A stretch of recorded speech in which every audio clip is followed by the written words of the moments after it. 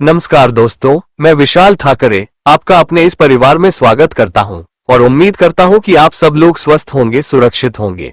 दोस्तों, आप अगर अपने इस परिवार में नए हैं या अभी तक अपने चैनल को सब्सक्राइब नहीं किया है तो कृपया करके चैनल को सब्सक्राइब कर लें और बेल आइकन प्रेस करना ना भूले आने वाले वीडियो की नोटिफिकेशन के लिए। साथ ही कहानी में लास्ट तक बने रहे और कहानी के बारे में आपकी जो भी राय है वो कमेंट करके जरूर बताएं। दोस्तों, मेरा ये चैनल अभी नया है तो मुझे आपके सहयोग की बहुत ज्यादा जरूरत है। कृपया अपना सहयोग बनाए रखें। साथ ही हम आज से एक और कंटेंट शुरू कर रहे हैं जिसमें आप शादीशुदा आदमी जब किसी अन्य लड़की या औरत के प्यार में पड़ता है तो उसे सब कुछ अच्छा लगता है, लेकिन वह भूल जाता है कि इस सब का खामियाजा उसे उठाना पड़ेगा तो क्या होगा। संतोष के साथ भी कुछ ऐसा ही हुआ। उत्तर प्रदेश के जिला वाराणसी के रहने वाले भालचंद्र सरोज अपने परिवार के साथ महानगर मुंबई के तालुका वसई के उपनगर नालासोपारा की साई अपर्णा बिल्डिंग में लगभग 30 सालों से रह रहे थे। अपनी रोजी रोटी के लिए उन्होंने उसी बिल्डिंग के परिसर में किराने की दुकान खोल ली थी। परिवार में उनकी पत्नी के अलावा एक बेटा संतोष सरोज था, जिसकी शादी उन्होंने मालती नाम की लड़की से कर दी थी। संतोष की एक बेटी थी अंजलि।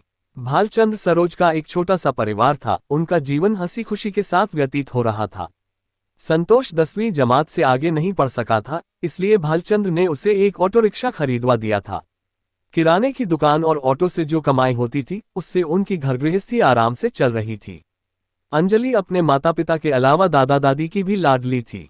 संतोष भले ही खुद नहीं पढ़ लिख सका था, लेकिन बेटी को उच्च शिक्षा दिलाना चाहता था। इसीलिए उसने अंजलि का दाखिला जाने माने लोकमान्य तिलक इंग्लिश स्कूल में करवा दिया था। परिवार में सब कुछ ठीक ठाक चल रहा था। इसी दौरान एक ऐसी घटना घटी जिसका दुख ये परिवार जिंदगी भर नहीं भुला सकेगा। बात 24 मार्च 2018 की है। संतोष सरोज की 5 वर्षीय बेटी अंजलि हमेशा की तरह उस शाम 7 बजे बच्चों के साथ खेलने के लिए बिल्डिंग से नीचे आई तो फिर वह वापस नहीं लौटी।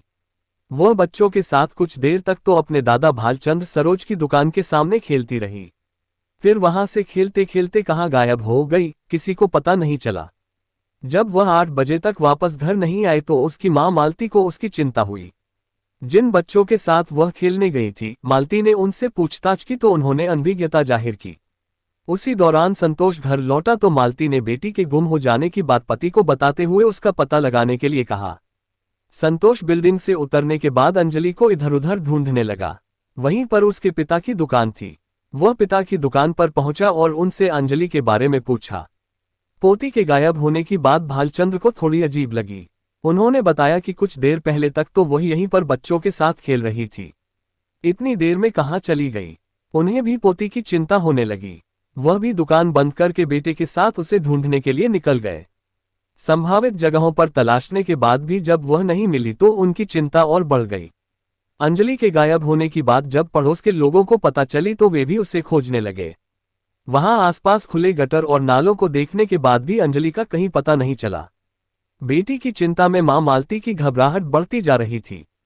चैत्र नवरात्रि होने की वजह से लोग ये भी आशंका व्यक्त कर रहे थे कि कहीं उसे तंत्र मंत्र की क्रियाएं करने वालों ने तो गायब नहीं कर दिया। सभी लोग अंजलि की खोजबीन करके थक गए तो उन्होंने पुलिस की मदद लेने का फैसला किया। लिहाजा वे रात करीब 11 बजे तुलीज पुलिस थाने पहुंच गए। थाना प्रभारी किशोर खैरनार से मिलकर उन लोगों ने उन्हें सारी बातें बताईं और अंजलि की गुमशुदगी दर्ज करवा दी। अंजलि का सारा विवरण देकर उन्होंने उसका पता लगाने का अनुरोध किया। थाना प्रभारी ने अंजलि का पता लगाने का आश्वासन देकर उन्हें घर भेज दिया। थाने से घर लौटे सरोज परिवार का मन अशांत था। उनका दिल अपनी मासूम बच्ची को देखने के लिए तड़प रहा था। वह रात उनके लिए किसी कालरात्रि से कम नहीं थी। सुबह होते ही संतोष सरोज का परिवार फिर से अंजलि की खोज में निकल गया। उन्होंने उसकी गुमशुदगी के पैम्फलेट छपवाकर रेलवे स्टेशनों के अलावा बस स्टैंड और सार्वजनिक जगहों पर लगवा दिए। उधर थाना प्रभारी किशोर खैरनार ने अंजलि की गुमशुदगी की जांच सहायक पीआई के डी कोल्हे को सौंप दी। के डी कोल्हे ने जब मामले पर गहराई से विचार किया तो उन्हें लगा कि या तो बच्ची का फिरौती के लिए अपहरण किया गया है या फिर उसे किसी दुश्मनी या तंत्र मंत्र क्रिया के लिए उठा लिया गया है। उन्होंने सरोज परिवार से भी कह दिया कि यदि किसी का फिरौती मांगने के संबंध में फोन आए तो वह उससे प्यार से बात करे और इसकी जानकारी पुलिस को जरूर दे दे। जांच के लिए पीआई के डी कोल्हे ने पुलिस की 6 टीमें तैयार की, जिसमें उन्होंने API Rakesh Khasarkar, Nitin Vichare, Shivaji Patil, SI Bharat Sanvke, head constable Suresh Shinde, constable Bhaskar Kothari, Mahesh Chauhan आदि को शामिल किया। सभी टीमें अलग अलग तरीके से मामले की जांच में जुट गईं। पुलिस ने अंजलि के फोटो सहित गुमशुदगी का संदेश अनेक व्हाट्सएप ग्रुप में भेजा और उसे अन्य लोगों को भी भेजने का अनुरोध किया।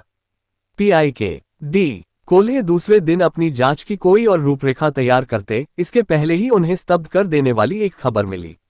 खबर गुजरात के नवसारी रेलवे पुलिस की तरफ से आई थी। रेलवे पुलिस ने मुंबई पुलिस को बताया कि जिस बच्ची की उन्हें तलाश है, वह बच्ची मृत अवस्था में नवसारी रेलवे स्टेशन के बाथरूम में पड़ी मिली है। किसी ने गला काटकर उसकी हत्या की है।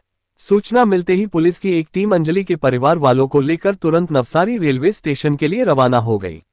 नवसारी रेलवे पुलिस ने जब संतोष सरोज और उसके परिवार वालों को बच्ची की लाश दिखाई तो वे सभी दहाड़ मारकर रोने लगे, क्योंकि वह लाश अंजलि की ही थी। जरूरी कार्रवाई पूरी करके मुंबई पुलिस बच्ची के शव को अपने कब्जे में लेकर मुंबई लौट आए और उसे पोस्टमार्टम के लिए अस्पताल भेज दिया।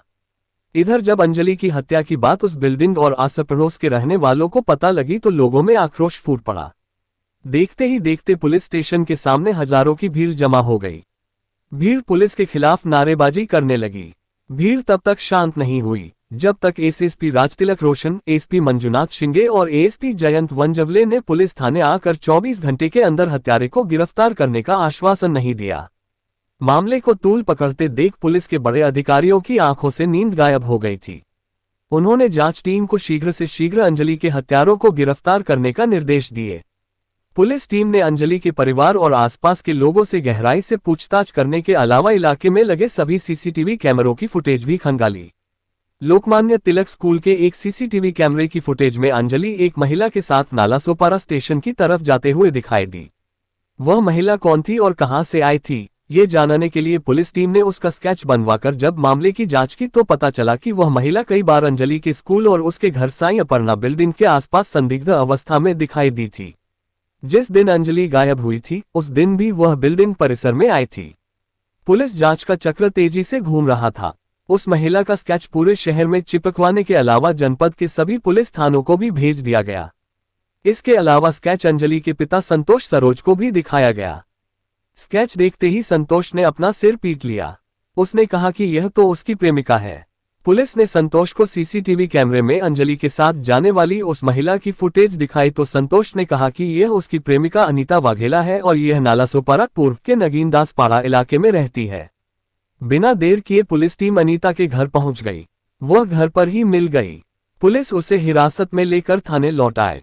पुलिस ने जब उससे अंजलि की हत्या के बारे में पूछताछ की तो उसने आसानी से अपना जुर्म स्वीकार कर लिया। अनीता से पूछताछ के बाद अंजलि की हत्या की जो कहानी सामने आई वह प्यार में चोट खाए नागिन के प्रतिशोध वाली निकली। 22 साल की अनीता का रंग हालांकि बहुत साफ नहीं था, लेकिन कुदरत ने उसे कुछ इस तरह गढ़ा था कि जो भी उसे देखता देखता ही रह जाता था। सांवले सौंदर्य की मालकिन अनीता के जिस्म की कसावट और फिगर देख मनचले गहरी सांसें लेते हुए फिक्रे कसते थे। इसके अलावा अनीता खुले विचारों वाली महत्वाकांक्षी युवती थी। आमतौर पर अनीता जैसी महत्वाकांक्षी युवतियां जो सपने देखती हैं, उन्हें किसी भी कीमत पर या कोई भी जोखिम उठाकर पूरा करने की कोशिश करती हैं। यह अलग बात है कि इसके लिए उन्हें जो कीमत चुकानी पड़ती है वह कभी भी भारी पड़ जाती है। तब उनके पास हाथ मलने और अपनी नादानियों पर पछताने के सिवा कुछ नहीं रह जाता। यही हाल अनीता का हुआ था। वह आंख मूंदकर संतोष सरोज पर भरोसा करके प्यार करने की भूल कर बैठी थी। मूल रूप से गुजरात की रहने वाली अनीता वाघेला अपने माता पिता और भाई बहनों के साथ नालासोपारा पूर्व के नगीनदास पाड़ा इलाके में रहती थी। वह अपने और परिवार के लिए कैटरिंग का काम किया करती थी। उसकी और संतोष सरोज की मुलाकात करीब 7 साल पहले नगीनदास पाड़ा के ऑटो स्टैंड पर हुई थी। उस दिन वह अपने काम पर जाने के लिए काफी लेट हो रही थी। तब वह अपनी मंजिल तक संतोष के ऑटो रिक्शा से पहुंची थी। अनीता ऑटो से उतरकर चली तो गई, लेकिन उसकी शोक चंचल निगाहें, मुस्कुराता चेहरा संतोष के दिमाग में ही घूमता रह गया। उसकी पहली ही झलक में संतोष अपना होशोहवास खो बैठा था, ये जानते हुए भी कि वह एक शादीशुदा और एक बच्ची का बाप है।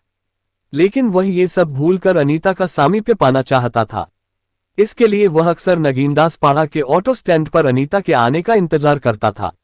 वह दिख जाती तो वह मुस्कुराते हुए उससे अपने ऑटो में चलने की बात कहता। अनीता को तो किसी न किसी ऑटो से जाना ही था, लिहाजा वह संतोष के आग्रह पर उसके ही ऑटो में बैठ जाती।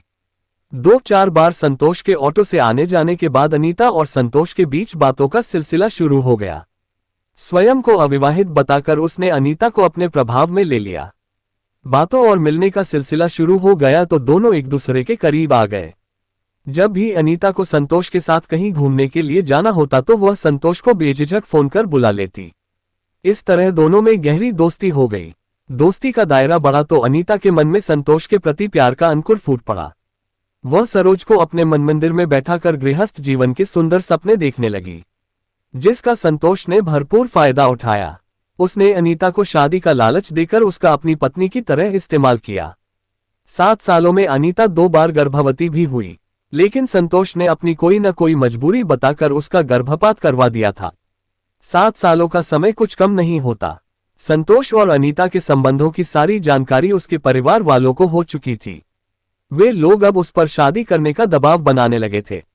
अनीता भी अब और ज्यादा इंतजार नहीं करना चाहती थी। वह भी अपने और संतोष के प्यार को रिश्ते का नाम देने के लिए दबाव बनाए हुए थी। वह उससे शादी करके अपना एक घर बनाना चाहती थी। इससे संतोष की परेशानी बढ़ गई थी। संतोष शादीशुदा और एक बच्ची का बाप था। वह अनीता की वजह से अपने परिवार की शांति भंग नहीं करना चाहता था, लेकिन जब पानी संतोष के गले तक आ गया तो मजबूरन उसे अनीता के सामने अपना मुंह खोलना पड़ा। अनीता को एक अच्छे माहौल में ले जाकर उसने अपने शादीशुदा होने की बात बता दी। उसने कहा कि उसकी शादी गांव और जाति के रस्मों रिवाज से बचपन में ही हो गई थी और अब वह एक बच्ची का पिता भी है। ऐसे में अगर वह दूसरी शादी करेगा तो उसकी ब्याहता का क्या होगा। उसने साफ कह दिया कि अब वह दूसरी शादी नहीं कर सकता, लेकिन वह चाहे तो उसके साथ जीवन भर रह सकती है। उसे किसी भी तरह की परेशानी नहीं होने देगा। ये जानकर अनीता सन्न रह गई। उसे लगा कि उसके ऊपर कोई पहाड़ गिर पड़ा। उसे लगा कि मानो उसका अस्तित्व ही खत्म हो गया। कुछ समय के लिए तो वह एक मूर्ति जैसी बन गई, लेकिन जब होश आया तो वह पागल सी हो गई थी। उस दिन अनीता और संतोष के बीच काफी कहासुनी और लड़ाई झगड़ा हुआ था। संतोष की इस बात से अनीता काफी आहत हुई थी। उसके दिल में संतोष के प्रति नफरत हो गई। जाहिर सी बात है, कोई भी लड़की तलाकशुदा या विधवा होकर रह सकती है, लेकिन रखेल बनकर रहना पसंद नहीं करेगी। काफी सोचने विचारने के बाद अनीता ने यह तय किया कि बच्चे और प्यार का गम क्या होता है, अब वह संतोष को समझाएगी। जिस तरह से उसने उसके 2-2 बच्चों का खून किया था, उसका बदला वह उसी तरह से चुकाएगी। तब उसे यह एहसास होगा कि बच्चा चाहे गर्भ में हो या गर्भ से बाहर, उसे खोने में कितना दर्द होता है।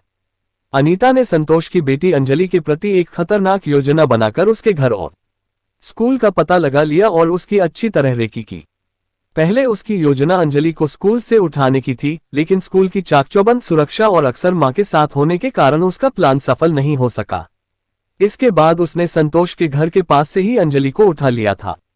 अंजलि को उठाने के पहले वह उस जगह पर आकर बैठ जाती थी जहां अंजलि बच्चों के साथ खेला करती थी।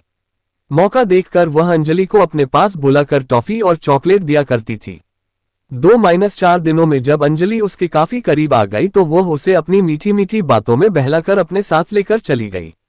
अंजलि को पहले वह लोकमान्य तिलक स्कूल तक पैदल लेकर आए, फिर ऑटो रिक्शा से नालासोपारा रेलवे स्टेशन ले गई। वारदात को अंजाम देने के लिए उसने अपने पास चाकू रख लिया था। नालासोपारा स्टेशन से बोरीवली स्टेशन और फिर वहां से एक्सप्रेस ट्रेन पकड़कर वह गुजरात के नवसारी रेलवे स्टेशन पहुंची। वहां मौका देखकर वह अंजलि को बाथरूम में ले गई और उस 5 वर्षीय बच्ची का गला काटकर हत्या कर दी। अपने इंतकाम का बदला लेने के बाद अनीता सुबह की गाड़ी से अपने घर लौट आई थी। वह निश्चिंत थी कि पुलिस उसके पास तक नहीं पहुंच सकेगी, लेकिन पुलिस उस तक पहुंच ही गई।